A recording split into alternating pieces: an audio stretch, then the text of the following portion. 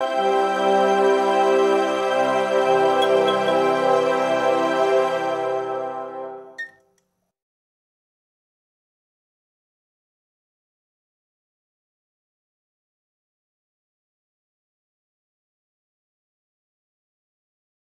character is Aunt Hilda, and she's the one that everyone is fighting over because she has this seemingly extraordinarily rich lifestyle and with a mansion and whatever she needs.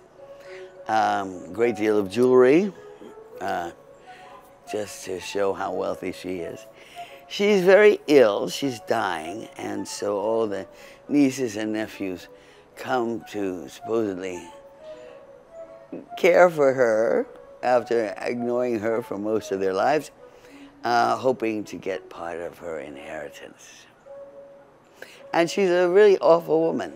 In this film, no, we haven't really improv, although Dean has been very liberal about, you know, if you come up with a good line and you say, I'd like to add this, or I want to reword that, he's been very easygoing about that.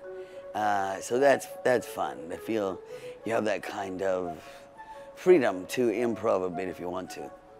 Oh, well, I like this film, The Estate, because it's, well, because it's a comedy primarily. I'm a little, but I'm just sort of relieved to be doing comedy again. And then, of course, a really strong draw is the cast. You know, to work with Toni Collette, who I admire so much. Anna Faris I've worked with before, and it was lovely to be with her again. David I've worked with, oh heck, you stay in this business as long as I have. You've already worked with everybody at least once. Well, Dean Craig, the writer and director, I'd seen, well, I went and watched his film Death at a Funeral that he wrote, and we talked some before I agreed to do the film. He's a good comedian. He's got good instincts for comedy, I think. And then he put together a great cast. Ever since my first film, Body Heat, Larry Kasdan did not want us to watch dailies or anything. And I found the only time I did, in another film, I did watch some dailies. If I hadn't shot a scene before, or I was going right into a scene that followed one we'd already shot, it got in my way. It bothered me. That's not my job. My job is to create every scene as it comes. Well, we're all good. I mean, that's really the answer, is everyone understands and is creative and very talented and just manages to you know, we don't step on each other.